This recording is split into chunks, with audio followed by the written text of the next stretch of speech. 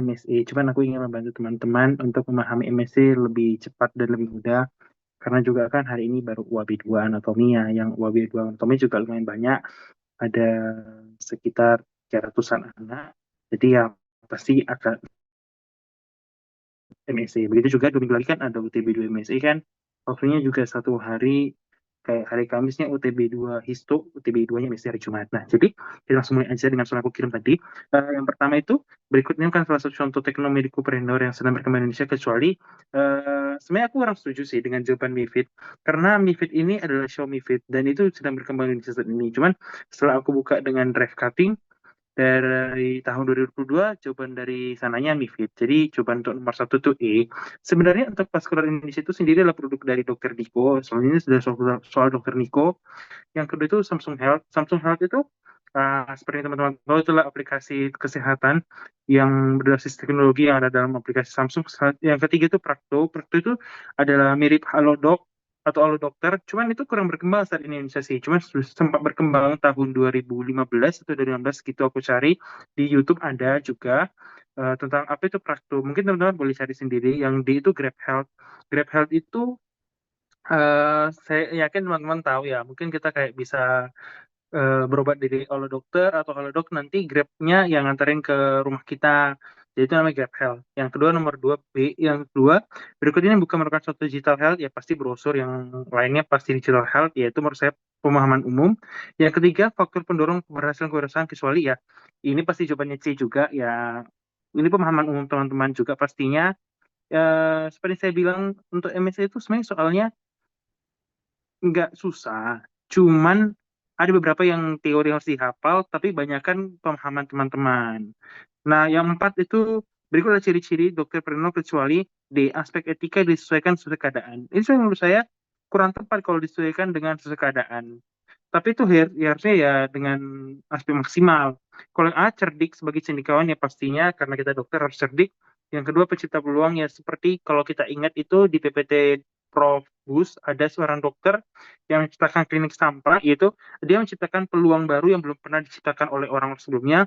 C, pengambil risiko teratur. Ini ada di PPT Pak Sulistia bahwa manusia itu adalah orang yang harus mengambil kebijakan atau manajemen keuangan secara terukur, dan E, inovator.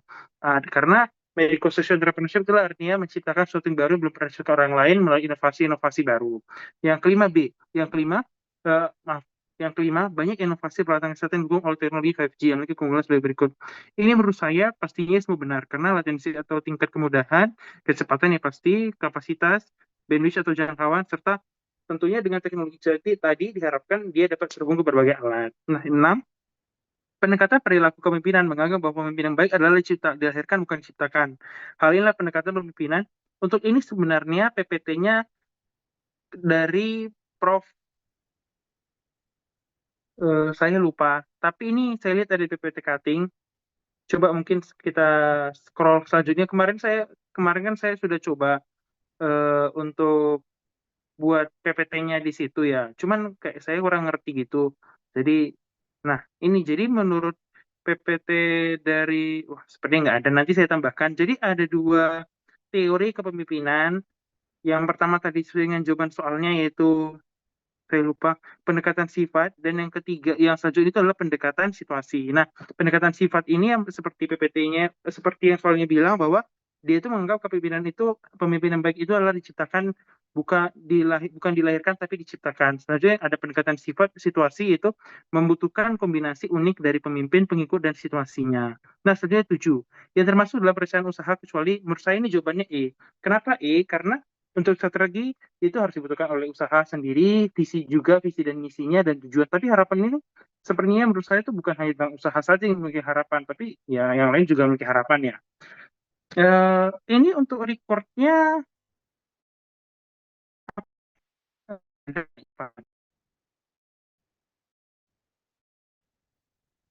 halo, Ifat?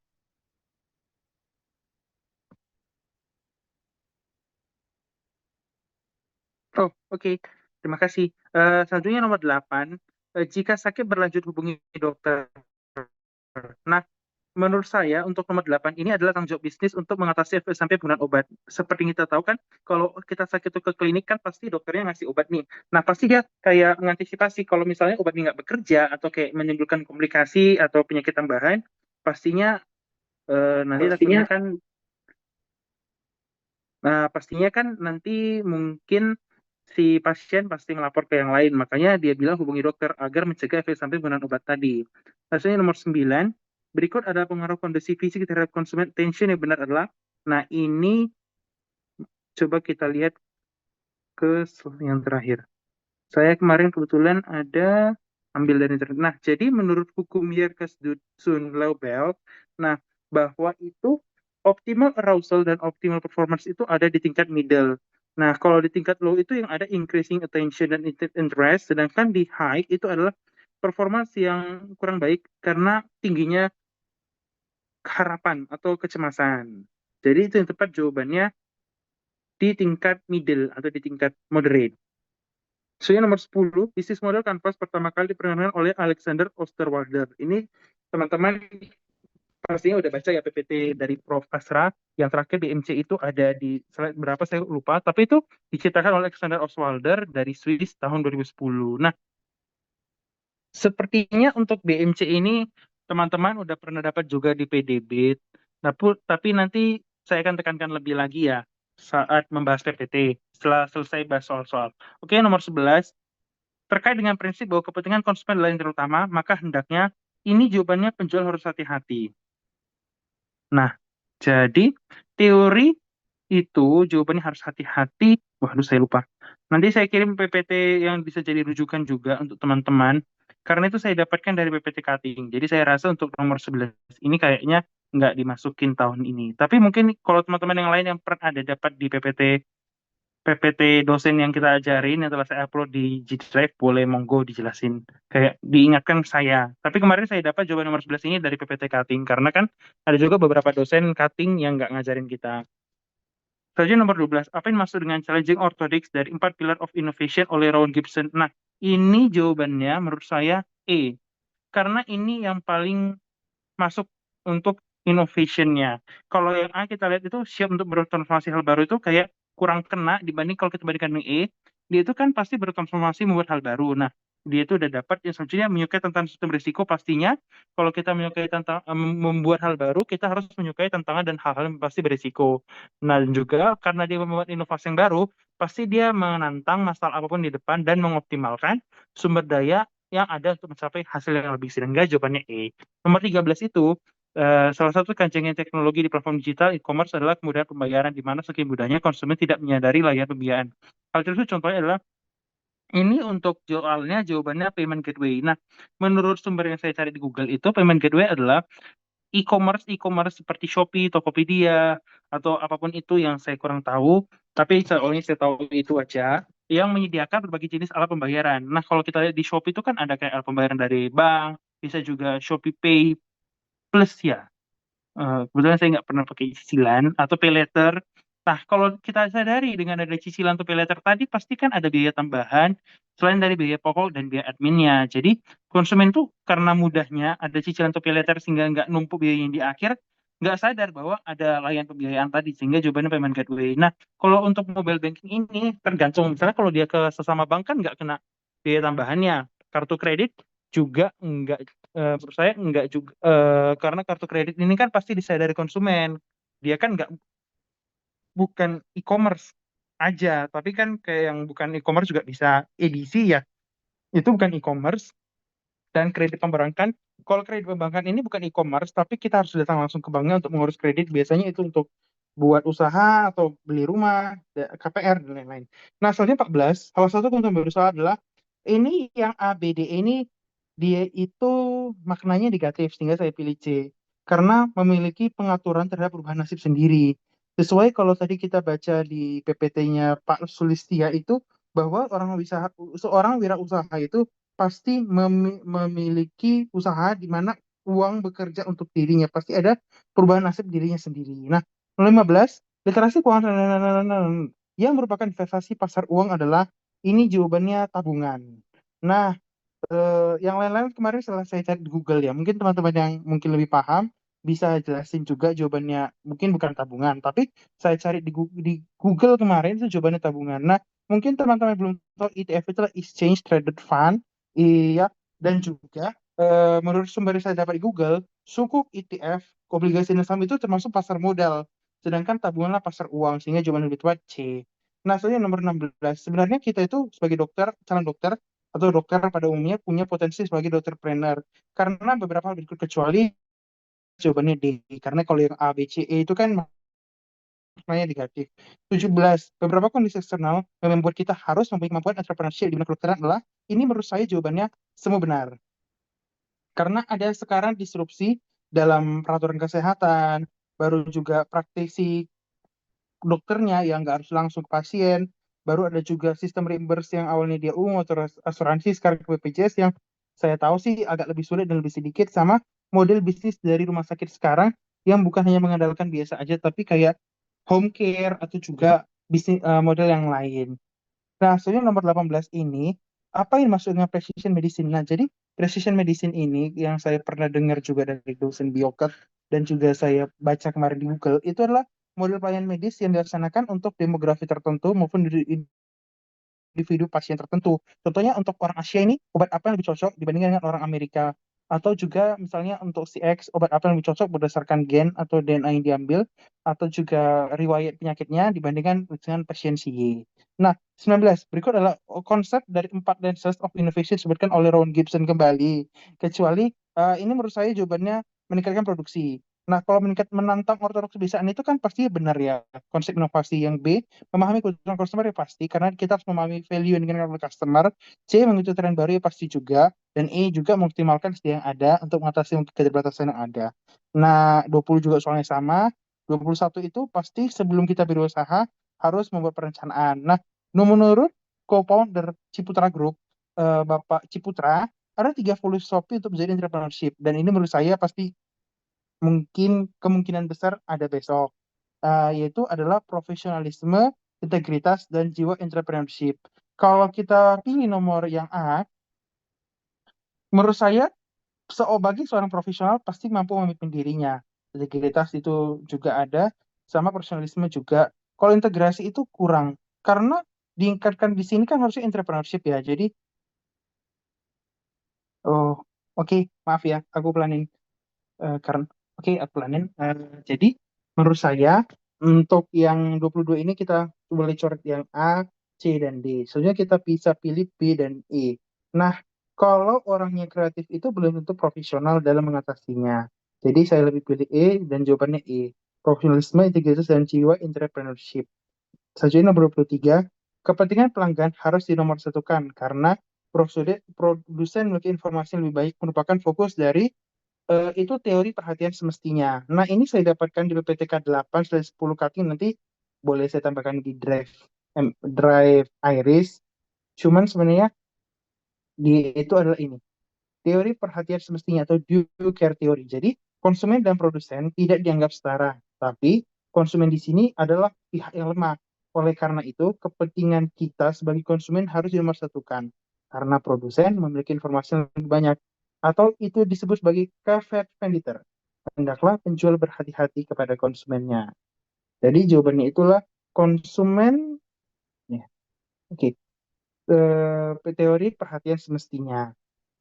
Selanjutnya nomor 24, pernyataan yang benar tentang bisnis model kanvas adalah untuk merencanakan dan mengembangkan usaha baru maupun yang sudah ada. Ini boleh teman-teman baca di PPT Prof. Asra, sudah saya upload juga di Drive. 25, sebuah upaya memfokuskan pada satu atau lebih stimulus dan mengindahkan stimulus lainnya pastinya attention atau perhatian, karena kita berusaha memfokuskan. Kalau cognition itu kita kayak mengenali, stimulation itu kayak merangsang. Nah, ini juga nanti kalau teman-teman mau baca, boleh saya tambahkan ke drive MSc Iris. Tapi sebenarnya kalau dia PPT dari kali menurut saya sih nggak dimasukin lagi ya. Selanjutnya nomor 26, bauran pasar adalah strategi campuran. Berikut ini merupakan bauran, yaitu jadi teman-teman ada 4 P bauran.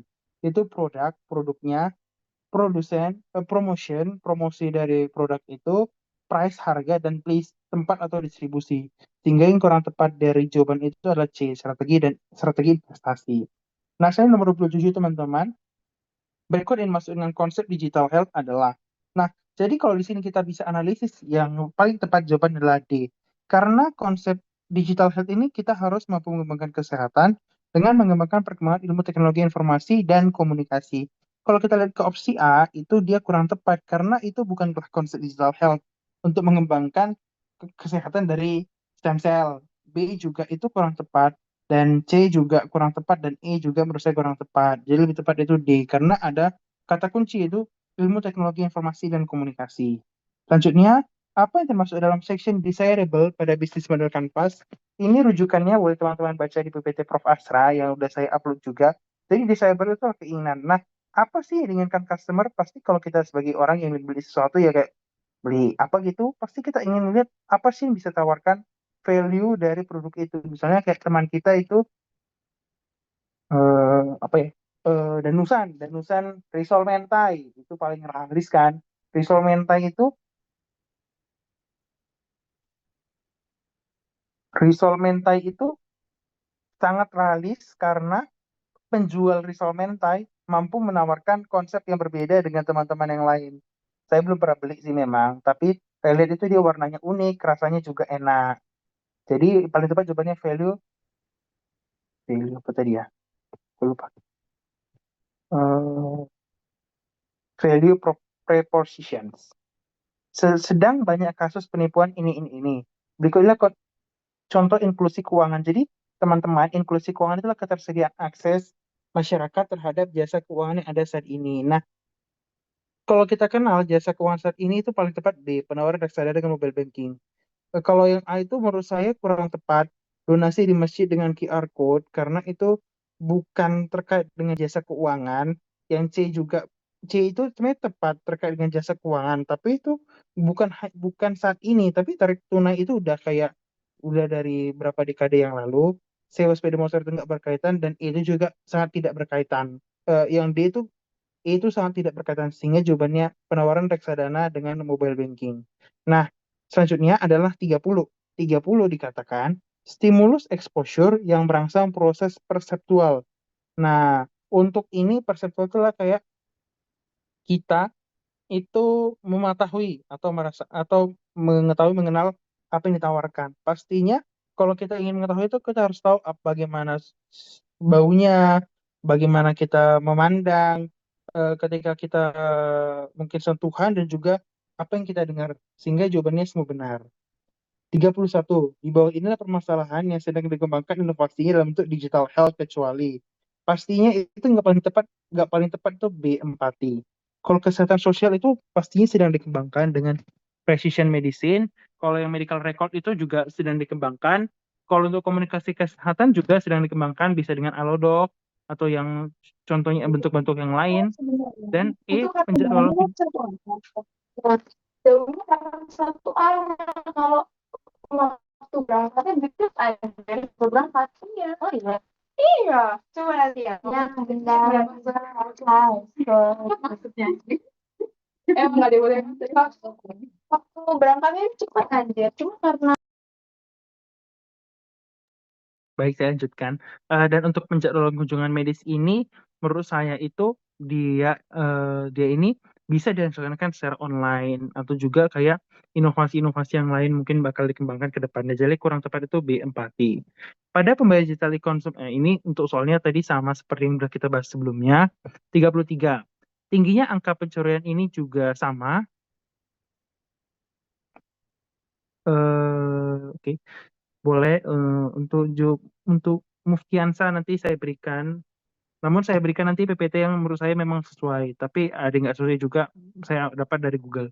Nah, jadinya interaksi dengan inklusi keuangan ini juga udah kita bahas di nomor 29, soalnya double, dan 34. Berikutnya bukan merupakan contoh penerapan digital health ini saya yakini C.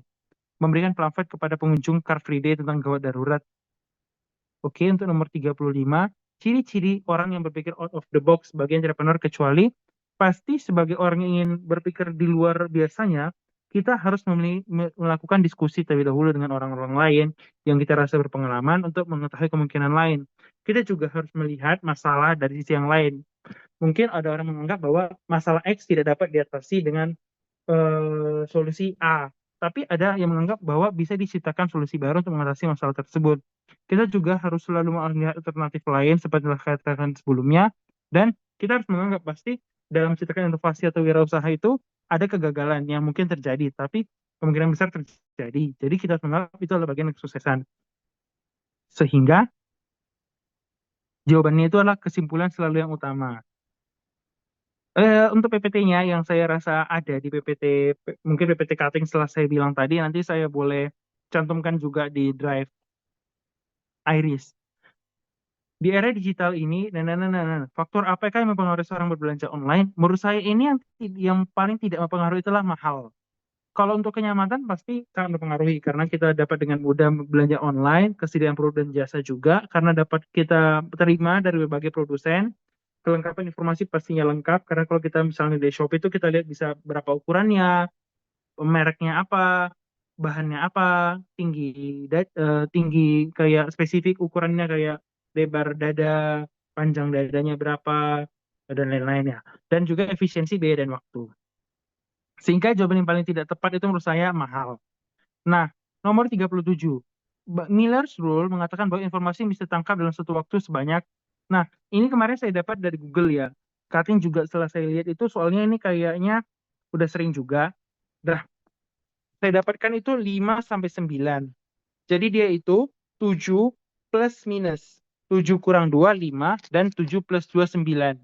Jadi manusia itu dapat menangkap 5 hingga 9 informasi dalam satu waktu menurut Miller's Rule. Selanjutnya 38, ini pasti jawabannya semua benar. Rasa nggak perlu dijelaskan karena pastinya tahu. 39, konsumen membeli produk seakan-akan membuat kontrak dengan perusahaan. Hal ini berisiko. Mungkin penjualnya lari atau penjualnya menipu, sehingga pembeli harus berhati-hati atau berantisipasi akan hal itu. Selanjutnya nomor 40, kekuatan dimiliki oleh wirausaha dan membuat keputusan adalah, ini jawabannya menurut saya adalah A, B, C benar. Kekuatan dari si diri sendiri, orang bawahan dan kepemimpinan. Mirip seperti kepemimpinan yang berdasarkan situasi atau keadaan. Nah, 41 Pak sampai 42 ini berkaitan dengan obesitas sebagai masalah. Kalau ini saya yakini soalnya Dr. Florence ya. Jadinya itu kalau kita baca di PPT kemarin saya baca PPT Dr. Florence, defines berarti what is the problem, apa masalahnya, dan testing, pretend someone atau to be user dan menguji solusi yang diberikan pada soal itu untuk dapat mengatasi masalah tadi. Ini 60 soal, tapi karena waktunya masih belum lama, jadi saya akan coba nanti kulik juga soal-soal cutting yang sebenarnya agak-agak mirip sih. Cuma nanti saya coba akan share juga. Cuman hampir-hampir sama kok. Berikut termasuk 9 boiling box dari IBMC, kecuali ini jawabannya manpower. Boleh teman-teman buka di PPT Prof. Asra yang udah ada di Drive Iris. Selanjutnya, yang merupakan investasi pasar modal ini jawabannya suku bunga. Karena kalau deposit dan giro itu dia berkaitan dengan tabungan ya, setahu saya. Jadi itu pasar uang. Kalau asuransi kesehatan kan nggak berkaitan dengan investasi pasar modal, tapi itu kan terkait dengan kesehatan manusia. 45 udah jelas. 46, beri visi social entrepreneurship kecuali kalau kita ingin sebagai entrepreneurship, kita tidak boleh selalu memiliki fokus utama terhadap uang. Tapi kita itu harus memiliki fokus utama sebagai orang yang mampu mengatasi masalah di sekitar kita dengan tetap memperhatikan apapun kondisi yang ada di lingkungan kita. Jadi tidak boleh terlalu berfokus pada bisnis atau yang kalau di sini jawabannya C, business profitability. Nah, 47 ini saya kemarin belum dapat dari PPT ya, PPT cutting ataupun PPT biasa. Mungkin saya belum baca terlalu spesifik. Tapi menurut saya dari Google juga saya dapat itu yang paling high risk adalah obligasi korporat. Kenapa obligasi korporat paling high risk? Mungkin saya ingin tanya teman-teman yang udah bahas, apakah teman-teman tahu kenapa jawabannya obligasi korporat?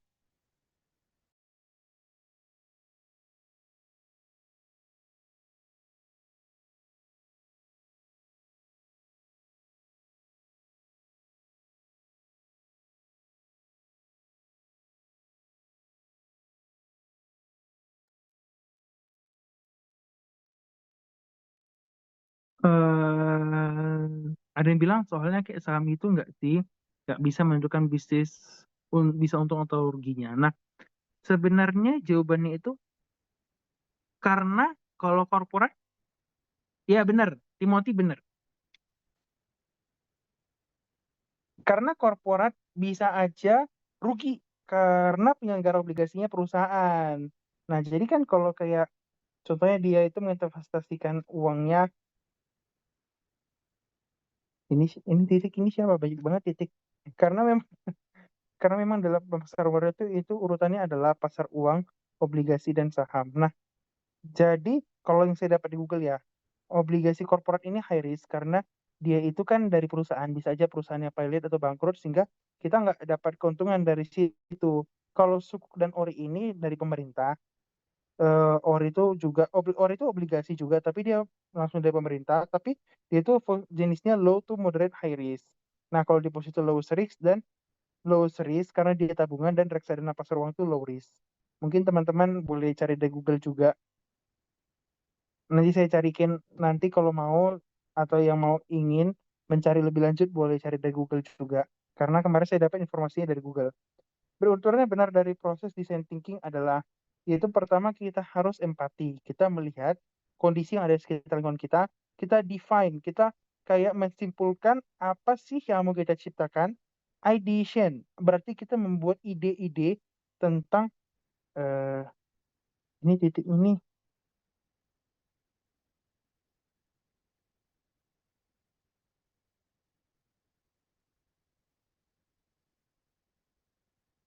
titik ini banyak sekali titiknya. Selanjutnya ideation, kita membuat ide. Prototyping adalah kita membuat prototype atau kayak reka awal dari produk itu untuk kita testing sebelum kita luncurkan.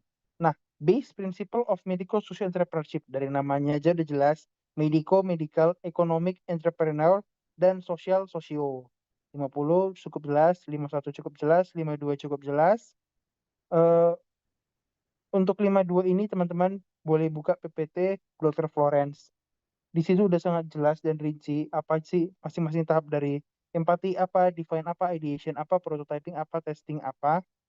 Nanti juga kalau sempat kita bakal bahas beberapa PPT-nya. 53 ini udah cukup jelas karena tadi udah ada soalnya. Dan ini ya sumber-sumber yang aku ambil. Namun belum tentu benar. Jadi kalau misalnya ada yang soal yang menurut kalian salah atau kayak kurang tepat nih, boleh kalian bilang langsung di sini atau di grup atau japri juga. Tapi juga kita bakal bahas karena ini waktunya masih singkat ya. Kita bakal coba bahas soal cutting lain yang udah aku siapin juga. Tunggu sebentar ya.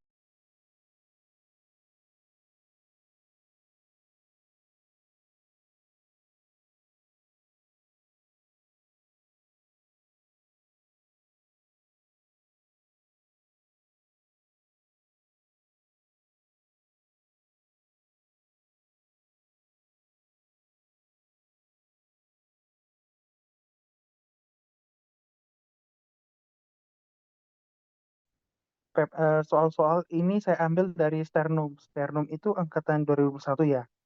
Saya kurang tahu 2001 sepertinya. Jadi sebenarnya hampir sama sih soalnya, cuman ada yang beda aja.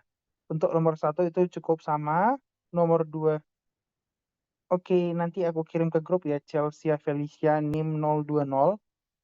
Selanjutnya nomor dua itu cukup sama, tiga juga, tiga ini diganti aja sih. Tadi kan dia itu etika berdasarkan situasi. Di sini diganti dengan mengedepankan kepentingan pribadi. Nomor empat cukup sama, nomor lima ini yang beda. Manakah dari daftar mindset, sikap, dan kebiasaan di bawah ini adalah hal yang perlu kita bangun dan tingkatkan agar bisa menjadi inovator yang handal. Nah, pastinya kalau kita ingin menjadi inovator yang handal, kita harus membuktikan sesuatu yang terjadi dengan data yang valid. Kita harus berusaha mengeksplorasi dengan detail dan selalu penasaran bahwa tidak selalu benar kesimpulan kita ambil atau kita tidak selalu benar dan banyak hal yang mengetahui. Kita harus berpikir, bertindak dengan cepat dan tepat, memiliki cinta kasih. Kalau kita lihat di E itu yang kurang tepat itu menurut saya overconfidence dan selalu ingin cepat.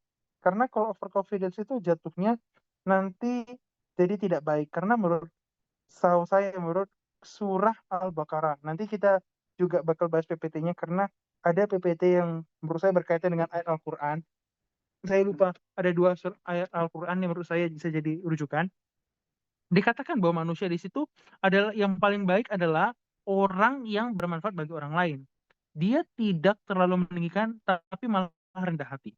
Nah, yang D itu menurut saya yang kurang tepat itulah semangat kalau ada permasalahan yang genting. Yang C itu menurut saya yang tidak tepat itu adalah semua harus cepat tanggap, dan yang B itu adalah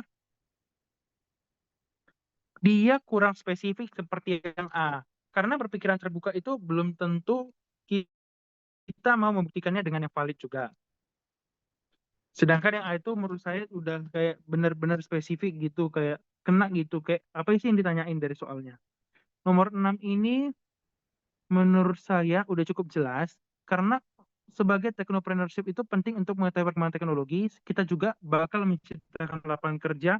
Pasti dengan adanya inovasi ini menciptakan peningkatan ekonomi dan pemanfaatan sumber daya lokal, serta diversifikasi atau penggunaan sumber daya baru, dan desentralisasi atau bisnis yang tadi itu pusat jadi ke daerah-daerah gitu.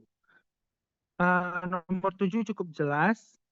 Mungkin teman-teman yang ada jawaban lain boleh juga dibahas di grup atau kayak langsung aja ngomong gitu. Nomor 8 ini saya baru dengar. Apa yang masukkan peluang opportunity menurut Merriam-Webster? Sebenarnya kalau kita lihat dari option sih, kita nggak perlu terlalu kayak baca dari PPT-nya gitu. Dan dia cukup jelas jawabannya E. Karena konstitusi yang menjadi kesempatan manusia untuk maju menjadi hal yang lebih baik lagi. Nomor 9, ini yang telah saya bilang tadi, jawabannya itu MiFID. Karena kalau di sini, Vaskular Indonesia itulah buatan Dr. Niko sendiri. Nomor yang B, Samsung Health itu aplikasi Samsung yang berisi tentang PPT-nya. Nah, untuk PPT-nya ini ada kayak kan dulu dosennya beda, jadi kayak beda materi gitu juga. Nah, karena beda materi itu kayak menurut saya teman-teman selain bahas soalnya juga pasti ada yang beda, pasti ada yang sama. Menurut saya, menurut kesimpulan saya ya. Jadi kita harus baca PPT-nya juga singkat, kayak minimal kita tahu apa aja sih yang dibahas PPT-nya. Karena kayak PPT-nya itu contohnya seperti PPT Pak Sulistya itu berbeda dengan PPT Pak Wisudanto yang lebih menekan ekonominya, sedangkan kalau Pak Sulistya ini saya lihat lebih menekankan prinsip pengelolaan keuangannya. Kalau Pak Wisudanto itu kayak lebih kayak benar-benar keuangannya, atau juga PPT dari Prof Don itu agak beda sedikit dengan yang tahun-tahun sebelumnya. Jadi nanti teman-teman boleh juga baca PPT-nya. Menurut saya PPT-nya itu singkat-singkat kok, dan sempat dibaca malam ini. Besok juga kan nggak ada kelas MSc pagi-pagi ya, cukup kelas Seramit aja, bisa dibaca juga teman-teman. Oh iya juga sama MSc itu ada UTB 2-nya ya. Jadi UTB 2-nya itu seperti saya bilang itu 2 minggu lagi. Nah, nomor 10 itu cukup jelas, 11 itu yang paling tepat kalau kita lihat memang jawabannya A. Karena kalau dia media sosial internet yang berkaitan dengan kesehatan itu nggak kurang tepat, dia bukan Internet of Things pada dunia kesehatan. Dia itu memang iya, tapi belum sempurna gitu. D itu juga, C itu juga, dan B itu kurang, dia itu nggak tepat, paling nggak tepat. Jadi menurut saya paling tepat itu A, alat yang digunakan untuk mengkoneksikan sensor, software, dan teknologi dengan alat-alat lain, maupun internet untuk memproses data terkait kesehatan. Nah, 12, pada saat proses berempati, ini kalau proses-proses berempati ini boleh teman-teman baca di PPT Dr. Florence yang Intro to Social Innovations yang dari UC. Hal-hal berikut perlu kita hindari kecuali kalau kita baca dari B-nya dulu ya. Mencoba meminta pengguna yang kita teliti untuk setuju dengan pernyataan kita ini nggak boleh, karena bisa aja seorang itu nggak setuju dengan pernyataan apa yang kita bilang dan nggak boleh kita paksakan. C, meminta pengguna untuk memperagakan bagaimana mereka biasa beraktivitas sesuai dengan aktivitas yang ingin kita amati. Ini juga nggak boleh, karena bisa aja ketika kita berempati itu kita nggak boleh memaksakan apa yang kita inginkan. Yang D itu kita nggak boleh berprasangka terhadap apa yang kita ingin teliti. Dan E juga nggak boleh, karena ketika kita berempati ini kita memang benar-benar melihat apa sih masalah dari masyarakat, bukan apa sih yang kita inginkan. Jadi yang tepat itu jawabannya A, mencoba menunjukkan bahwa kita itu sama, nggak ada perbedaan dengan mereka saat mengobservasi wawancara ataupun survei. Nomor 13 cukup jelas. Nomor 14 itu adalah studi kasus. Sebenarnya ini lebih ke materinya Dr. Niko. Cuman menurut saya jawaban paling tepat di sini adalah mengikuti webinar yang diadakan melalui aplikasi daring. Kalau yang A itu kurang tepat karena nggak berkaitan dengan digital health. yang B juga, yang C ini bukan digital health sih, tapi lebih ke mengenangani COVID-19-nya tadi, dan yang itu juga kurang tepat juga, itu kayak lebih ke traditional health dengan menjadi asisten dokter. Nomor 15 ini menurut saya cukup tepat, menurut saya cukup jelas seperti option, nggak perlu terlalu saya jelaskan. Nomor 16 cukup jelas karena dia semua benar. Pasti kita harus sebagai medical social entrepreneur itu kan kita harus oh ya, boleh. Gini. Sebentar ya.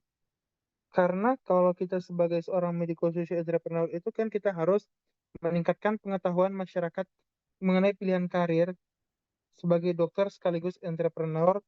Ini kayaknya kalau dokter atau entrepreneur ini udah sering saya dengar sih dari dosen-dosen, terutama Prof. Bus yang pertama kali kemarin, kayak ada seorang dokter asal Malang yang dia tuh bilang yang dia tuh membuat bank sampah yang clean sampah ya. Baru juga ada RSTKAA, Rumah Sakit Terapung Kesatria Erlangga, yang lahir karena entrepreneurship yang dibuat kapal itu di Galenggong, Sulawesi tahun 2016 atau 2017 sih, saya lupa. Jadinya itu adalah pilihan-pilihan karir sebagai dokter sekaligus entrepreneur. Yang B itu kita harus mewujudkannya sebagai way of life, dan yang C pastinya menambah wawasan dan tetap menjunjung tinggi etika dan moral, serta yang D itu memberikan informasi mengenai langkah yang perlu dilakukan untuk mengintegrasikan pendidikan entrepreneurship. 17 cukup jelas karena tadi udah soalnya. 18 ini menurut saya sih harusnya nggak ditanyakan lagi ya. Karena ini kayak terlalu teori. Prediksi pertumbuhan market kesehatan Indonesia tahun 2022. 19 ini udah cukup jelas ada di soalnya tadi. 20 juga. 21 ini cukup jelas juga, udah saya bilang tadi di soal neuron. 22 ini yang baru. Suatu kelompok wirausaha yang melakukan kegiatan usahanya pada sebagian waktunya saja atau hanya bersifat sampingan maupun hobi bermaksud jenis kewirausahaan, part-time entrepreneur. Kalau co-planner itu menjadi economic planner, sedangkan home-based new ventures itu venture pribadi. Sebenarnya ini tadi ada di soal neuron juga. Jadi sebenarnya tuh soalnya mirip-mirip ya, cuman kayak nggak sama sih, bisa dibilang nggak sama, cuman nggak beda, tapi pasti ada yang beda. 23 itu jawabannya benar semua pastinya, karena kalau entrepreneur itu kita harus memiliki business skill, communication skills, organization skills, sama problem solving. Nah, 24 ini pastinya tepat tuh C, tidak adanya produk kesehatan baru di pasar. Menurut saya ini nggak tepat ya, karena setiap hari bahkan pasti ada produk kesehatan baru di pasar. Melalui jurnal-jurnal yang dibuat oleh ilmuwan-ilmuwan pasti ada saja. Jadi yang tepat itu menurut saya kompleksitas ilmu kesehatan pastinya, keamanan dan kerahasiaan data pasien, regulasi kesehatan, dan juga minimnya ketertarikan dalam inovasi. 25, inovasi diakui saat menawarkan hal yang berbeda dari barang atau jasa atau produk yang sudah ada. Seperti pengertian inovasi tadi, bahwa inovasi berarti menciptakan produk atau inovasi baru dari pasar yang mampu out of the box dan mengatasi permasalahan yang ada di pasar. 26 ini menurut saya benar semua, karena sequence genetik itu bisa menggunakan AI, mixed reality juga, Bamax frame untuk operasi otak juga, 3 dimensi bisa juga menggunakan AI, dan Innosec 19 untuk screening deteksi penyakit COVID-19. Nah, 27 ini pastinya paling tepat itu D, karena kita rumusan masalah ya pastinya kita ingin mengetahui masalahnya apa. 21 bagaimana kita mesin pembakar sampah yang ramah lingkungan itu menurut saya kurang tepat. Bagaimana kita membuat catatan khusus, bagaimana kita memusatkan lokasi, dan apa dan kenapa itu menurut saya kurang tepat. Tapi masalah akarnya itu kan pasti bagaimana mengurangi dampak buruk dari pembakaran sampah. Baru setelah itu kita ingin menciptakan mesin pembakar sampah, memberi catatan khusus dan memusatkan lokasinya di mana, serta kita mengetahui apa sampah yang tidak baik itu dibakar. 28 cukup jelas di soal neuron. 29 ini cukup jelas menurut saya karena genting sekali pasien COVID-19 yang terus mengalami kenaikan. Kalau C itu menurut saya kurang genting karena itu kan harusnya masalahnya udah tahun ke tahun. D juga dan yang E juga serta yang A juga. Tapi kalau kenaikan itu kan pasien COVID-19 kan naiknya itu kayak eksklusif ya, kayak mendadak gitu dan banyak hari-hari. Nomor 30 itu menurut saya ya pastinya D. Ini cukup jelas di soal neuron juga ada. 31 ini sepertinya semua benar. Manajemen, entrepreneur, penyelesaian masalah, pengusahaan teknologi, dan kerjasama tim. Pastinya kalau sebagai techno entrepreneur itu kita harus mampu memanajemen apa yang kita laksanakan dengan baik. Sebagai entrepreneur ya pasti entrepreneurship, kita harus memiliki problem solving, menguasai teknologi atau computing, dan kerjasama tim. Nah, 32. Apa yang dimaksud dengan inovasi sebagai proses? Nah, proses ini adalah inovasi itu harus menawarkan sesuatu yang berbeda dan bernilai atau valuable kepada target pengguna tertentu. Kalau yang lain menurut saya kurang tepat karena nilai agak sudah lebih berharga itu menurut siapa? Yang C itu menurut saya kurang tepat juga. Nilai yang diadopsi secara luas oleh segmen pengguna tertentu, tapi nilai apa yang ingin diadopsi apakah sama atau berbeda? Yang D itu menurut saya juga kurang tepat, menciptakan nilai mengelola sumber daya itu untuk siapa? Dan yang E itu menurut saya juga kurang tepat, itu mengelola risiko agar lebih berkelanjutan itu untuk apa? Sebenarnya kalau mengelola risiko agar lebih keberlanjutan itu lebih tepatnya kita melaksanakan financial management. Itu ada kayak di PPT-nya Pak Sulistya. Ada juga di drive-nya Iris. Nah, 33. Dalam proses menciptakan nilai atau value creation, kita harus mempertimbangkan hal-hal di bawah ini, kecuali pastinya kita harus mempertimbangkan pengalaman pengguna saat ini dalam konteks pekerjaan yang diselesaikannya, baru juga faktor-faktor geografis, psikografis, demografis, baru permasalahan kebutuhan kelompok pengguna yang disasar, serta keinginan kelompok pengguna yang disasar. Nah, kalau latar belakang sosial dan budaya kelompok itu, menurut saya udah mencakup di bagian B. Jadi, lebih tepat yang kecuali itu pastinya yang E, latar belakang sosial dan budaya kelompok pengguna yang disasar. 34 cukup jelas di soal neuron tadi. 35 ini jawabannya D. Proses mengarahkan perilaku orang lain ke arah pencapaian suatu tujuan tertentu. Kenapa bukan yang lain ya?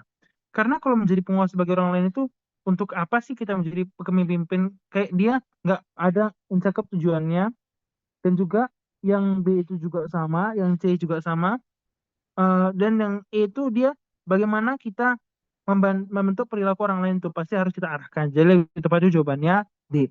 Mengarahkan perilaku orang lain ke arah pencapaian suatu tujuan tertentu. Kalau 36 ini rasa saya cukup jelas, ada di soal tadi sebelumnya.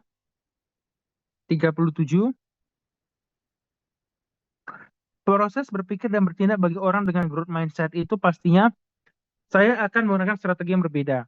Kalau yang lain itu menurut saya bukan growth mindset, tampaknya saya menyerah, saya melakukan kesalahan fatal, teman saya bisa melakukan itu, dan ini sudah cukup puas bagi saya.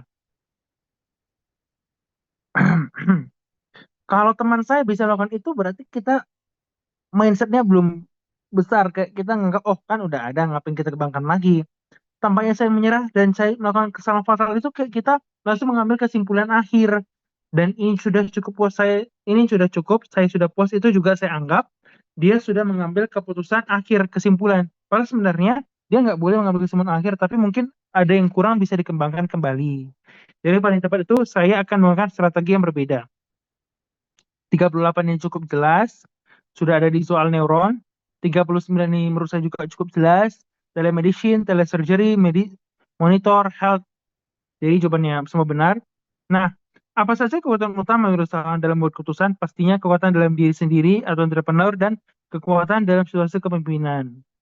Serta adanya kekuatan pada bawahan. Ini sebenarnya ada di soal neuron juga tadi saya ingat ya. Jadi jawabannya A, B, C benar.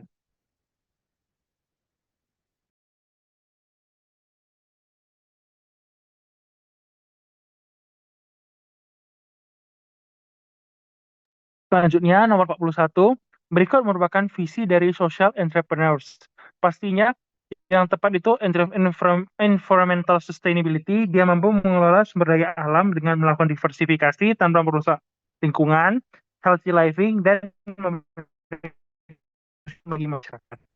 Nah, apa saja kekuatan utama wirausaha dalam keputusan itu ada di soal sebelumnya, cukup jelas. 43 cukup jelas. 44. Berikut ini bukan keuntungan dari penggunaan digital health. pastinya biaya yang dikeluarkan itu lebih kecil karena dia kan secara online dan juga prosesnya menjadi lebih cepat dan lebih sederhana. Kalau B itu justru keuntungan, C juga, D dan E itu juga keuntungan. 45 ini menurut saya cukup jelas karena ada di soal neuron, cuman bahasanya aja yang sedikit diubah. 46 ini sebagai beberapa hal yang berkaitan dengan entrepreneur mindset kecuali pastinya kalau orang berpikiran dengan entrepreneur itu dia selalu berpikir apa kesempatan yang dapat digapai atau dapat dimulai saat sebuah masalah ditemui. Itu yang A.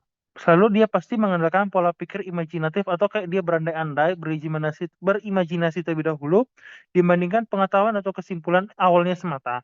Yang dia juga belum merupakan scientific activity di sekolah-sekolah karena entrepreneur mindset ini belum ada di sekolah-sekolah. Dan yang D itu adalah mindset adalah salah satu hal yang digunakan menentukan nasib dari masa depan seseorang.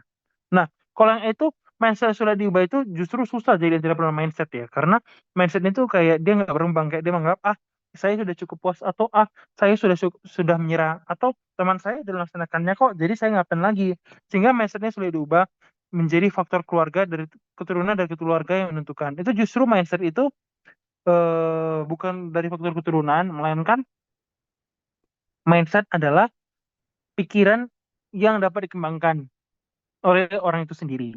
Nah, 47 cukup jelas ada di soal neuron. Nanti coba saya cari rujukan PPT-nya ya. Karena saya kemarin juga cari dari Google karena ya teman agak sedikit sibuk. 48 juga itu cukup jelas dari soal neuron. 49 cukup jelas dari soal neuron. 50 juga ini cukup jelas dari soal yang tadi. Karena dia rumusan yang baik adalah mampu langsung menentukan ide apa yang mau diamati. Kalau menimbulkan rasa penasaran banyak pihak itu juga kurang tepat. Membuat pertanyaan terbuka itu kayak apa sih sebenarnya dia itu kurang kena gitu dengan ide apa yang mau kita amati serta dia nggak harus menginspirasi minimal 3 fitur solusi. Bisa aja dia hanya 1 fitur, 2 fitur, dan juga tidak harus sangat berbeda, bisa aja mirip-mirip gitu. Tapi rata-rata yang paling tepat itu jawabannya DE. Dapat membuat kita langsung menentukan ide mana yang mau kita amati. Mungkin saya terlalu cepat karena saya juga lihat waktunya ini mau sholat kan. Sementara kayak kita juga belum bahas PPT-nya. Mungkin teman-teman nomor 5. Ada yang ingin bertanya, boleh bertanya dulu sebelum saya lanjut ke soal yang saya compile terakhir itu saya dapat dari soal kakak-kakak kranium. Sebenarnya ini agak ngelompat sih dari sterun duluan. Nomor 5 itu yang B kenapa salah, itu karena 5 itu memang tepat.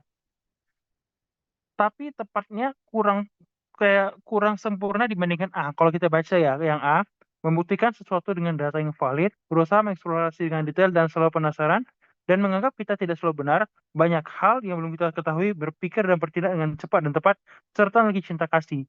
Kalau yang B itu kan kita nggak ada dibilang membuktikan sesuatu dengan data yang valid, berarti bisa aja kita memaksakan sesuatu itu yang terjadi, tapi tetap ada pemikiran terbuka, berarti dia berusaha mengeksplorasi dengan detail dan penasaran, juga berpikiran terbuka itu berarti belum tentu dia membuktikan sesuatu dengan data yang valid.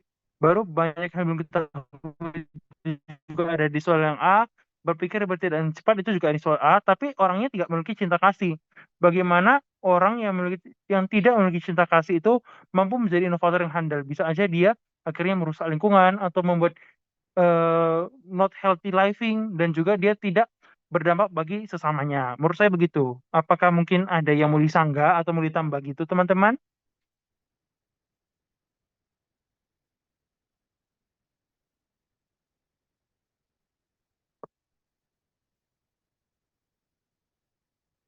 Oke, karena udah oke, kita lanjut ke soal terakhir.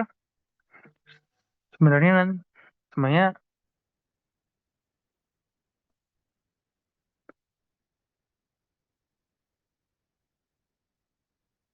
ini saya dapat dari Cranium. So, oke, nomor 1 cukup jelas, sudah ada di soalnya tadi. 2 juga cukup jelas soal neuron. 1 di soal neuron. 3 ini di soal neuron juga. 4 ini di soal neuron. 5 juga ada di soal neuron. Nomor 6. Customer is king adalah ungkapan untuk memerintahkan konsumen. Namun pada prakteknya kuasanya terbatas karena itu jawabannya D.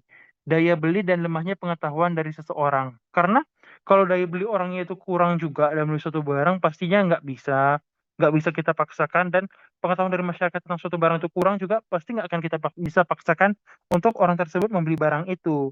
Kalau daya beli dan minat beli rendah belum tentu. Kalau daya beli ya saya setuju, tapi minat beli pasti minat belinya tinggi. Kalau yang selanjutnya eh, gaji bulan terbatas itu kurang tepat juga menurut saya. Bisa aja gaji bulanannya terbatas, tapi cukup untuk beli barang itu. Dan yang D, sifat permisif tinggi ini, saya kurang paham sih sifat permisif apa. Mungkin teman-teman yang udah boleh menjelaskan sifat permisif itu apa, tapi menurut saya lebih tepat itu daya beli dan lemahnya pengetahuan. Nomor 7 itu yang tepat itu teori perhatian semestinya. Udah ada juga di soal neuron. Nomor 8 sudah cukup jelas. Nomor 9 sudah cukup jelas. Nomor 10 sudah cukup jelas. Nomor 11 sudah cukup jelas. Nomor 12 sudah, nomor 12 belum. Pernyataan tepat berkaitan dengan value proportions menurut bisnis model Canvas. Ini yang tepat jawabannya, pelayanan kesehatan dengan kesembuhan paripurna, karena seorang pasien yang mau dirawat itu pasti ingin melihat atau mengetahui apa value yang ingin bawa rumah sakit itu. Pastinya oleh karena itu, jawabannya adalah pelayanan kesehatan dengan apa value yang mau dibawa, kesembuhan paripurna. Mungkin ada yang merasa kurang tepat dengan pilihan nomor 12, boleh menyangga atau boleh chat juga di ruang chat Zoom.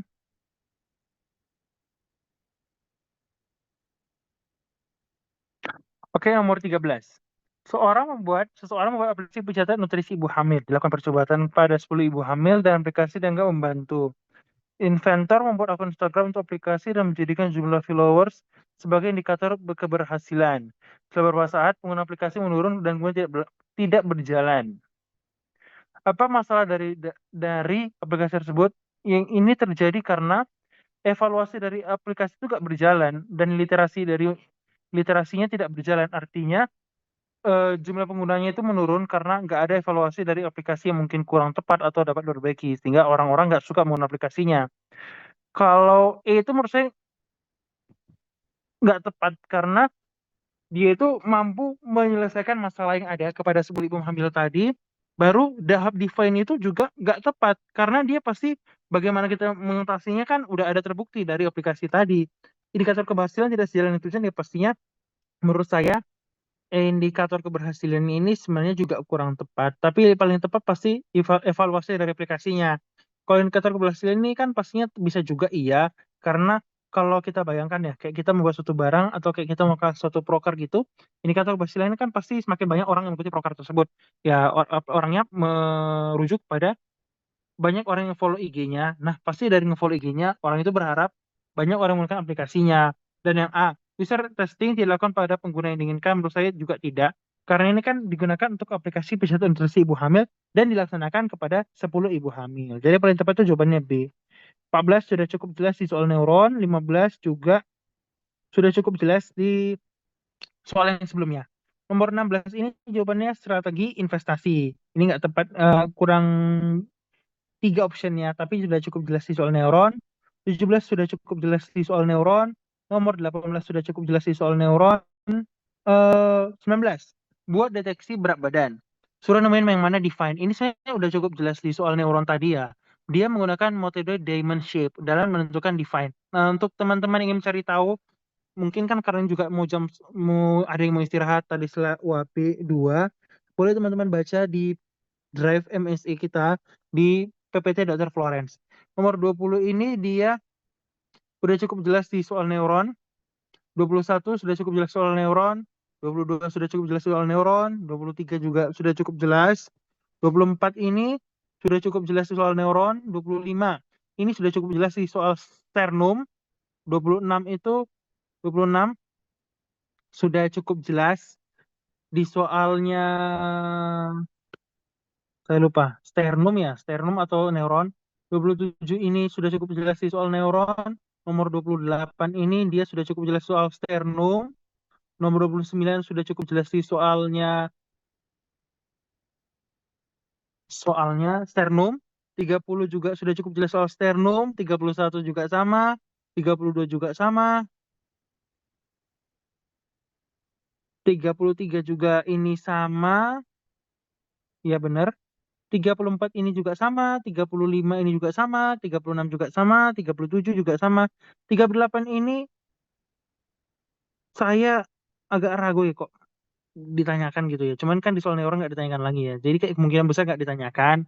Cuman ya mungkin yang teman-teman yang ingin tahu boleh juga cari. 39 juga cukup cukup jelas, 40 cukup jelas, 41 cukup jelas, 42 ini cukup jelas. Di soal neuron juga tadi ada, soalnya sternum juga ada, 43 ini cukup jelas di soalnya sternum, 44 ini sudah cukup jelas di soalnya angkatan sternum yang telah kita bahas. 45 ini juga cukup jelas yang angkatan sternum. 46 juga cukup jelas yang angkatan sternum. 47 ini juga jelas yang angkatan sternum. Artinya rumusan masalah yang baik itu mampu mengatasi masalah yang ada. Dia itu nggak terlalu berfokus pada apa mencari bagaimana dia melaksanakannya atau apa dan kenapa. Tapi itu kayak benar-benar dia ingin mencari apa sih cara atau solusi untuk mengatasi masalah itu. 48 juga ada cukup jelas soal sternum dan neuron. 49 tolong rangkumkan poin-poin penting dari Prof PPT Prof A. Nah, ya, ya nanti nanti nanti kita buka setelah saya bahas dulu ini semua ya belum habis.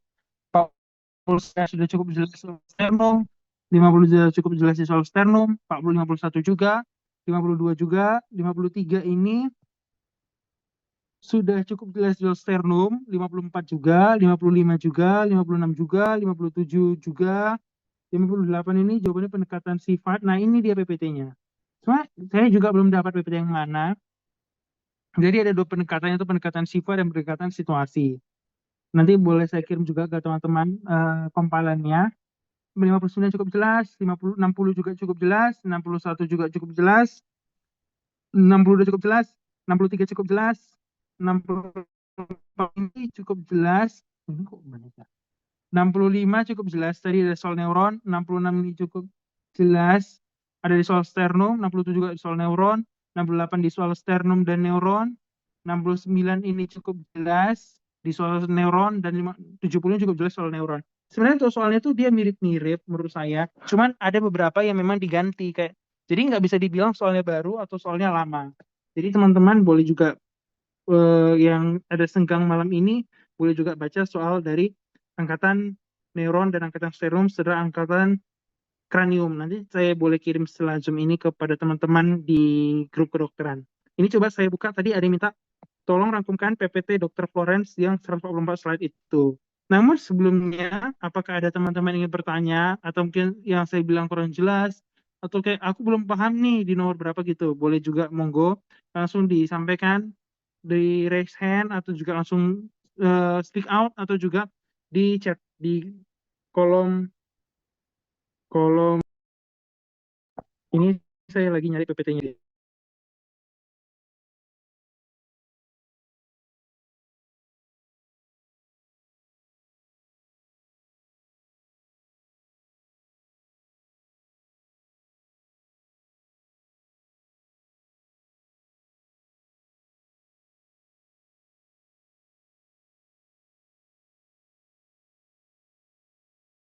Saya tunggu sampai 17.10, kalau nggak ada saya biar langsung jelasin PPT-nya Dr. Florence dulu. Tadi ada yang minta, mungkin ada yang juga minta PPT yang lain boleh, tapi kalau misalnya nggak ada lagi minta selain PPT Dr. Florence, ya nggak apa-apa juga.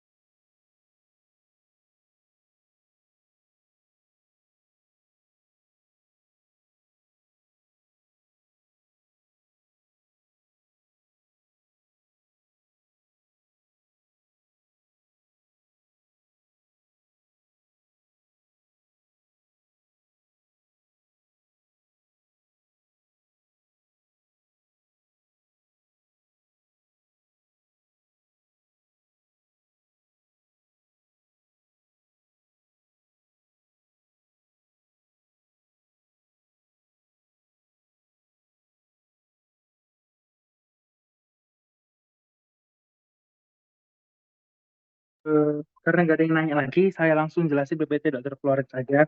Sebenarnya saya juga belum sempat baca ya, karena saya tadi baru ikut UAB 2 anatomi. Tapi saya coba jelasin ke teman-teman yang pernah saya dengar selama Dr. Flores ngajar. Dan juga saya bakal tekanin apa aja sih yang bakal masuk di... Sebenarnya ada juga bakal masuk, ada juga nggak di ujian.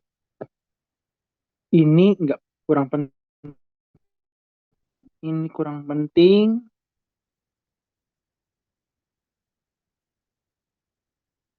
Ini juga kurang penting. Oke, ini. Nah, jadi apa sih permasalahan yang terjadi di Indonesia saat ini terkait dengan eh, sistem kesehatan Indonesia? Jadi itu pastinya ada target yang belum tercapai, baru juga disease burden atau kayak masalah yang terjadi karena penyakit dapat menurunkan keekonomian dari suatu keluarga. Kayak misalnya seseorang menderita penyakit X, dia nggak bisa kerja untuk keluarganya. Baru juga itu adalah target coverage yang belum dapat. Maksudnya kayak masyarakat tuh kayak terkena penyakit ini belum terjangkau semuanya, dan juga eh, tentang startup kesehatan yang belum merata dan belum baik di Indonesia. Ini dia ada juga pengeluaran untuk kesehatan antar setiap populasi dan juga per kapitanya. Nah, ini kurang penting.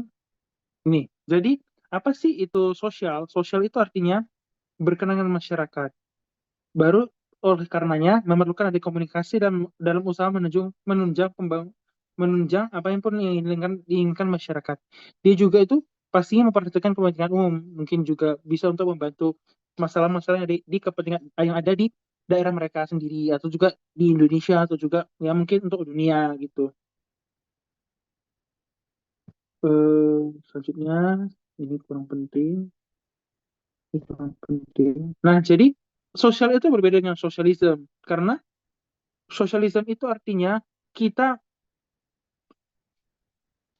membuat sebagai pihak ketiga itu lebih diuntungkan dibandingkan masyarakat itu, seperti yang terjadi di Rusia. Artinya pemerintah lebih untung daripada masyarakatnya dan tidak terjadi keadilan sebenarnya. Jadi, menurut Albert Einstein pada bukunya Why Socialism dalam Monthly Review tahun 1969 adalah sosialisme ekonomi itu adalah didampingi oleh sistem edukasi akan berorientasi pada tujuan-tujuan sosial dan juga itu dapat menciptakan ekonomi yang tercipta atau terplan dengan baik.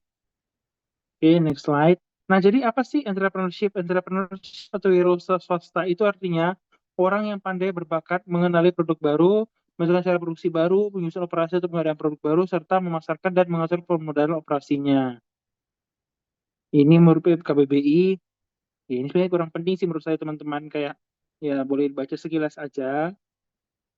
Jadi apa sih entrepreneurship? Entrepreneurship itu adalah Bapak Ciputra. Jadi entrepreneurship itu menurut Bapak Ciputra ini adalah dia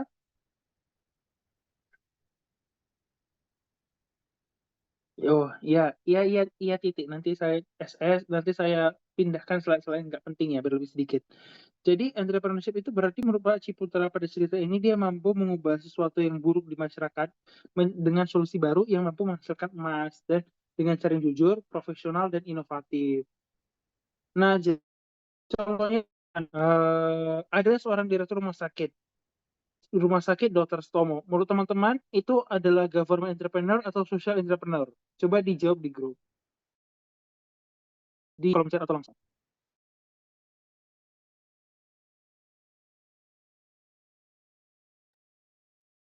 Atau juga itu dia orangnya merupakan bisnis entrepreneur.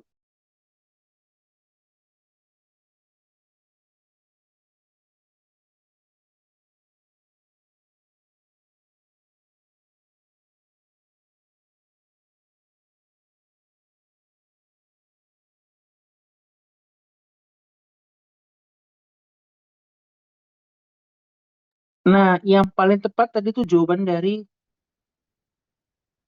benar. Nah, ini tanda-tanda yang ini pesan langsung ini maksudnya gimana sih? Oh, semuanya udah.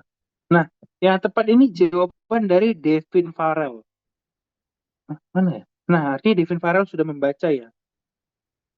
Jadi government entrepreneur itu adalah orang yang melaksanakan bisnis di suatu perusahaan, atau dia perusahaan negara atau daerah, atau dia sebagai orang dari daerah, atau dia kayak PNS gitu. Jadi dia government entrepreneur. Kalau academic entrepreneur, dia contohnya dosen atau juga orang-orang klinisi, peneliti. Kalau business entrepreneur itu dia contohnya seperti Pak Ciputra. Dia itu owner entrepreneur dan professional entrepreneur. Dan yang terakhir tuh yang terkini ada social entrepreneur. Berarti orang yang tidak berorientasi kepada keuntungan ekonomi, tapi dia mampu menciptakan dan membentuk inovasi baru berdasarkan solusi yang ada dengan baik tanpa medulikan apapun yang ada. Maksudnya dia dengan out of the box. Nah, ini bisa dibuat mnemoniknya ya. Mnemoniknya itu GABS. Chelsea Felicia. Kalau government itu dokter yang kerja di puskesmas dan PNS, ya benar. Di puskesmas dan PNS. Tetap ya di puskesmas dan PNS, ya benar. Jadi namun ini kurang penting. Nah, jadi innovation adalah sensitivitas seorang manusia yang ingin menciptakan inovasi baru dengan melihat kebutuhan orang lain dan berkontribusi kepada permintaan atau keperluan orang lain. Berarti inovasi di sini harusnya adalah kreativitas, sains, dan sumber daya yang mampu menjawab permasalahan pada akhirnya dan mempertemukan pada kebutuhan masyarakat. Seorang entrepreneurship ini, menurut gambar ini ya, dia menciptakan sebuah ide dan mengeksekusinya ditambah dari apa value atau nilai yang ingin ditawarkan pada masyarakat. Jadi entrepreneurship itu intinya teman-teman adalah proses di mana seorang masyarakat atau seorang pribadi ingin melihat sebuah peluang dan menggunakan sumber daya serta menginisiasi perubahan untuk menciptakan value yang baru di masyarakat. Nah, keywords-nya itu pastinya adalah melihat aktivitas, mencari tahu, evaluasi, eksploitasi, atau kayak mencari tahu lebih dalam tentang opportunities. Dia itu memperkenalkan goal atau memperkenalkan kebutuhan kayak jenis barang atau service yang baru, atau bagaimana cara untuk mengorganisasikan. Dia juga pastinya adalah market atau proses atau bahan-bahan digunakan, serta efforts atau usaha yang sebelumnya belum ada atau belum pernah dilaksanakan oleh orang lain. Selanjutnya, ini menurut gambar dari Dr. Florence, jadi entrepreneurship itu adalah inovasi, kreativitas, serta ada value-nya. Seperti yang ada di slide, sebenarnya di slide yang ini. Inovasi itulah kreativitas, kebetulan juga ada juga dia sumber daya, dan juga dia ada kreativitasnya. Kenapa kita butuh inovasi? Seperti ini kita sangat butuh inovasi ya untuk mengatasi masalah dari drinking straws biar dia itu lebih tahan lama, kayak gampang ditekuk-tekuk. Ini sebenarnya nggak perlu, ini juga nggak terlalu perlu. Jadi opportunity mindset ini membimbing kita untuk menciptakan kehidupan yang baik dan kebahagiaan untuk orang lain dan diri kita sendiri. Jadi apa sih kayak inti dari kenapa kita butuh berinovasi? Jadi teman-teman, intinya itu kita butuh berinovasi untuk mengatasi masalah yang baru di masyarakat yang dapat menciptakan solusi atau inovasi baru yang berguna untuk diri sendiri dan orang lain. Ini contohnya problem atau masalahnya. Ini juga ada seorang Marie Curie yang Marie Curie, ini saya kurang penting juga. Ini dia contoh-contoh inovasi dalam kesehatan seperti adanya medical records, baru jam tangan medis, baru telemedicine, COVID-19 vaksin.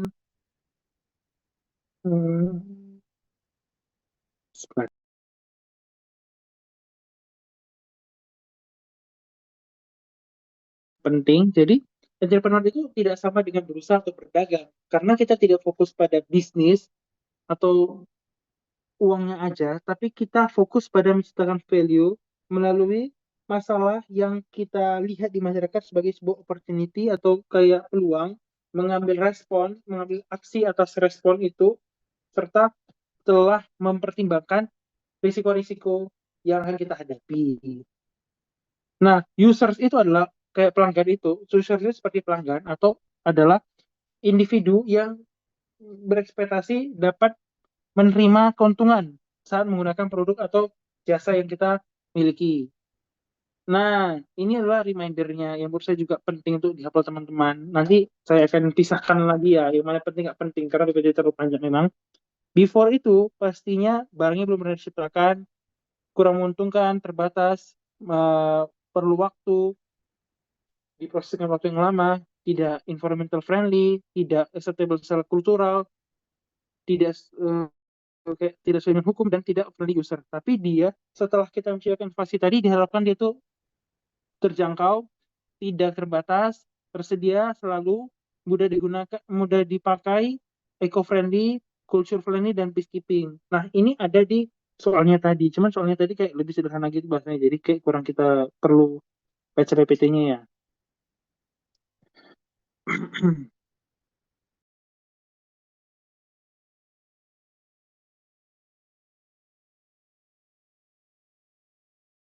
Jadi social innovation itu adalah sebuah solusi dalam masyarakat di mana kita menciptakan suatu peluang atau kayak suatu inovasi yang lebih efektif, efisien, keberlanjutan dari sejedar solusi yang ada, di mana itu adalah sangat berorientasi pada value yang diciptakan untuk masyarakat daripada untuk diri sendiri.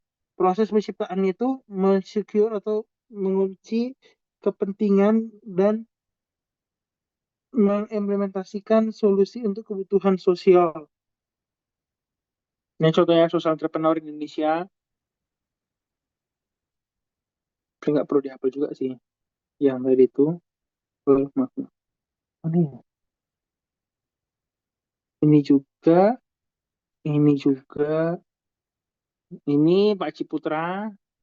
Ini tadi udah saya jelaskan. Ini selanjutnya. Nah, ini perlu teman-teman hafal. Mungkin aja masuk. Yang sebelum-sebelumnya kan nggak terlalu dihafal ya, pastinya udah ingat ya. Apa tadi GASB. Nah, ini perlu teman-teman hafal bahwa how to start a startup itu pasti kita harus memulai dari masalah yang ada. Kita harus kayak mendefinisi, mengetahui customer kita, baru juga ada memvalidasi, menciptakan proporsi value yang sederhana, menciptakan produk yang dia memang juga sederhana, minimum viable product atau MVP, dia itu melakukan test users, business model design, membuat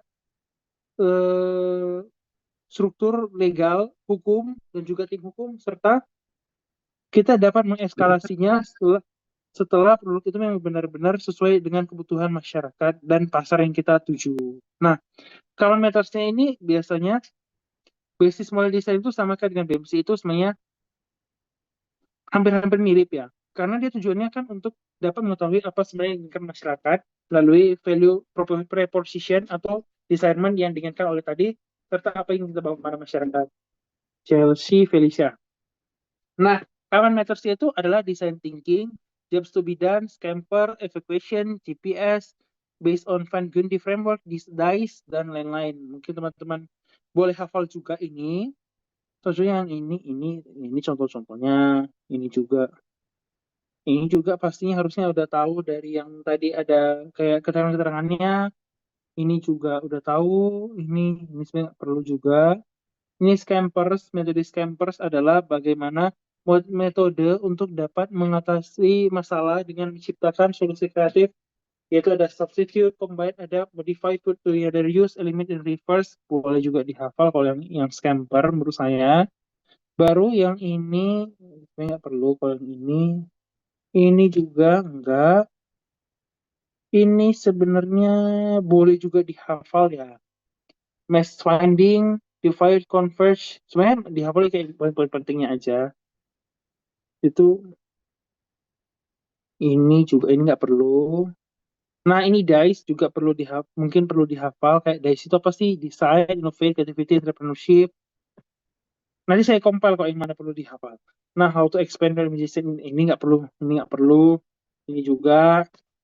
Nah, ini bagaimana kita meningkatkan imajinasi dan kreativitas Nah, ini ada penjelasannya bagi dengan kita kayak daydreaming secara mindful dengan mengalokasikan sebagian kecil waktu kita untuk dapat memikirkan apa solusi yang kita ciptakan masyarakat, baru stimulasi visual dengan kita menyukai seni, berjalan di alam, atau juga mengobservasi arsitektur yang dapat menciptakan stimulasi kreativitas, baru juga dengan mencari tahu, membuat mind mapping tentang apa ide-ide kita itu kita visualisasikan kayak apa, bagaimana, gimana gitu kan.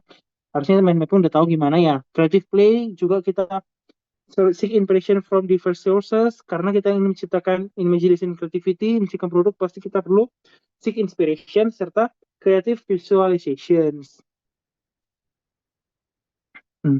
Ini sebenarnya ini penjelasan ini kayak lebih singkatnya. Ini nggak perlu. Ini. Nah, ini yang sangat-sangat penting dihafal. How can we use the knowledge to solve health problems? Pertama, empathize tentang what, baru what itu kan artinya kita mengerti tentang orang lain. Sepertinya tentang bagaimana kita mengerti dengan orang lain dengan konteks dari challenge design kita miliki, how, bagaimana, yaitu pasti kita harus membaca dari data-data sekunder yang mungkin kita dapatkan dari internet atau dari sumber-sumber yang lain. Namun kita harus hati-hati dengan bias dan equality dan juga primary data. Primary data itu berarti kita melihat dari langsung dari orang lain atau kita mengambil data dari orang lain. Ini nggak perlu. Nah, ini juga ini sebenarnya bagaimana mengapa ini juga masuk ke bagian how tadi. Berarti dia ingin menciptakan bagaimana dan mengapa perubahan diharapkan terjadi dalam konteks tertentu untuk mengisi kekosongan yang terjadi di masyarakat yang dilakukan oleh sebuah program atau inisiatif perubahannya ini. Nah, pastinya kita harus mengetahui tujuan jangka panjang yang diharapkan, kemudian tidur ke belakang untuk mengidentifikasi semua kondisi yang hadir, serta agar tujuannya bisa tercapai. Nah, ini empathy mindset ya. Cukup kalau empathy mindset itu berarti kita harus curious, actively, be in the environment, accordingly, dan let them be. Nah, udah. Nah, ini nggak perlu. Ini customer jobs. Kalau saya lihat dari soal cutting sih nggak ada ya customer jobs ini apa. Jadi itu nggak perlu dihafal. Nggak perlu. Define. Tadi kan empathy. Rasanya define. Kita bagaimana memvalidasi program atau kayak memberikan pengertian atau menjelaskan masalah ini dalam konteks bagaimana kita menciptakan solusi tadi. Nah, dalam proses define ini, validasi ini kita bakal menemukan, mencari tahu, mengobservasi secara langsung bagaimana user terdampak akan masalah yang terjadi. Nah, ini akan menjadi sebuah pengingat yang luar biasa bagaimana atau kapan kita dapat menghadapi permasalahan dalam menciptakan solusi tadi. Jadi sebenarnya singkatnya itu apa sih masalahnya? Empati tadi kan kayak kayak gitu tuh sebenarnya mirip-mirip ya empati dengan define, cuman kayak define-nya lebih ke mengetahui apa yang perlu diatasi. Kalau yang empati tadi kayak lebih kita kayak empati kayak kok kayak empati itu kayak kita harusnya tahu kan empati itu kayak mana ya aku bilang kayak empati itu kayak kita kasihan gitu terhadap solusi terkait dengan masalah di masyarakat. Ini penjelasannya define. Ini juga penjelasan dari kenapa kita harus perlu memvalidasi masalah itu. Karena kalau kita belum mengatasi masalah yang saat ini bukan masalah, apa sih yang sebenarnya kita selesaikan? Pastinya dengan kita memvalidasi, kita telah menyelesaikan sesuatu masalah yang benar-benar ada di masyarakat. Ini ideation, berarti kita kan ada problem, ada solusi, pasti membuat ide. Ini value map, sebenarnya kurang penting juga sih. Ini juga, ini boleh dihafal bahwa bagaimana kita custom fit terhadap profil-profil customer, bagaimana kita sesuai dengan profil customer dengan value map yang kita punya. Biasa aja dengan problem solution, product market, dan business model. Ini nggak perlu, ini proses-proses ideation. Ini boleh teman-teman baca sendiri ya, cukup jelas karena dia kan kita itu harus mengetahui apa yang kita inginkan, baru kalau dia itu terlalu besar kita boleh bagi-bagi dulu tapi tetap yang sama. Bagaimana kita tahu bahwa kita memang benar-benar ada di situ serta brainstorm dengan teman-teman kita terkait ide-ide tadi. Ini tips-tipsnya, mungkin menurut saya nggak perlu dihafal sekali. Mungkin boleh dihafal itu yang titik hitamnya, bahwa time limit, stay positive, rational, where kita tuh harus meningkatkan ide-ide yang dianggap itu aneh atau nggak lazim, serta memvisualisasikannya jika memvisualisasikannya agar selalu terapresiasi. Nah, ini yang tadi ada di soal yang iterate. Iterate itu berarti dia kurang mengevaluasi dari masalah yang ada. Ini nggak perlu. Ini prototyping. Bisa ada dua jenis prototyping, low fidelity prototype dan high fidelity. Oke, bisa dihafal. Ini juga boleh dihafal bahwa prototype itu kan kita harus membuat produknya. Kita harus mengingat bahwa kita tidak boleh menghabiskan waktu seperti yang tadi ada di ideation ya. Ideation. Dan juga kita harus empathize. Seperti yang pertama kali saya bilang, empathize. Ini nggak perlu. Ini user testing. Selanjutnya yang syarat keempat, user testing, bahwa kita harus melaksanakan user testing terlebih dulu, kayak uji coba kepada masyarakat untuk mengetahui apa sih yang kekurangan dari produk-produk yang kita ciptakan setelah kita membuat prototipenya. Ini nggak perlu, ini nggak perlu, ini nggak perlu.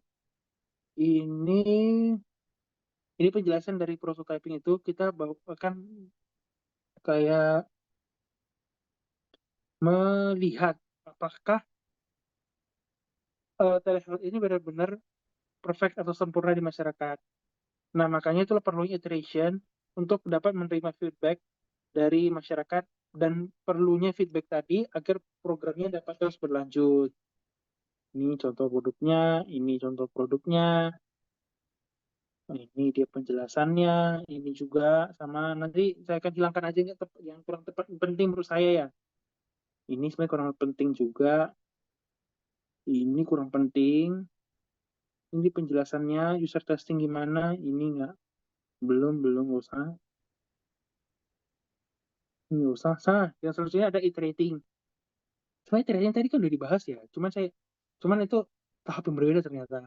Iterating adalah kita melakukan kegiatan untuk mengevaluasi, meningkatkan, atau juga melakukan kegiatan itu lagi sampai kita mampu beralih kepada kegiatan yang berbeda. Yang kita rasa memang kegiatan yang tadi kita lakukan itu udah sempurna atau memang udah tepat. Pastinya iterating ini kita mulai dengan growth mindset. Artinya kita tidak langsung mengambil keputusan langsung atau semata, melainkan kita mampu mengembangkan keputusan-keputusan lain yang baru kita belum kita lihat di masyarakat. Ini penjelasannya, ini juga. Nah, ini juga yang kurang penting. Ini problem di masyarakat. Ini nggak usah. Ini nggak usah juga. Ini user pain. Maksudnya kayak Dr. Florence ingin menciptakan produk baru, pasti dia kan kayak empati, kayak dia prihatin terhadap kondisi anak-anak kita. Baru ini user pain, ini penjelasannya, ini program-program Dr. Florence, dan ini dia kayak penjelasannya.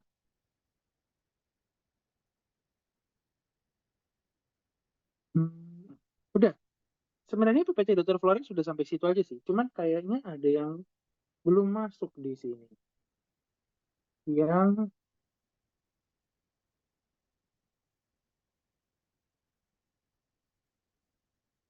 udah kok.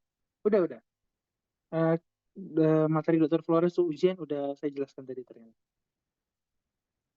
Sebenarnya yang perlu teman-teman hafal itu kayak tahap-tahap berpikir yang tadi empathy, baru define, baru dia kayak buat prototype, user testing, iteration, itu perlu teman-teman hafal, baru how to start up, sama common methods. Itu yang benar-benar paling penting. Namun ada juga yang nggak penting. Ada juga yang memang penting dan yang tidak perlu, kayak nice to know. Ada menarik gitu gak ya buat hafal stepnya. Jujur aku memang, kalau aku sih orangnya kayak nggak bisa gitu ngapal kalau pakai mnemonik ya, kayak ya memang aku harus ngafalnya karena yang udah baca jualan tadi kan. Dan juga memang seperti yang aku bilang tadi, kita gak ada salahnya latihan soal walaupun soalnya beda. Kayak kita kan kayak matkul-matkul lain kan tetap latihan soal nih ya, walaupun itu kita tahu kayak matkul X itu soalnya bakal beda. Ya tetap kita lain soal dan kita lebih mengerti akan materi tersebut. Mungkin ada PPT lain yang mungkin teman-teman kurang pahami atau mungkin ingin dijelaskan.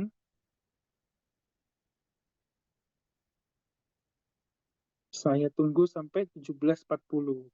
Karena ini juga udah jam sholat kan.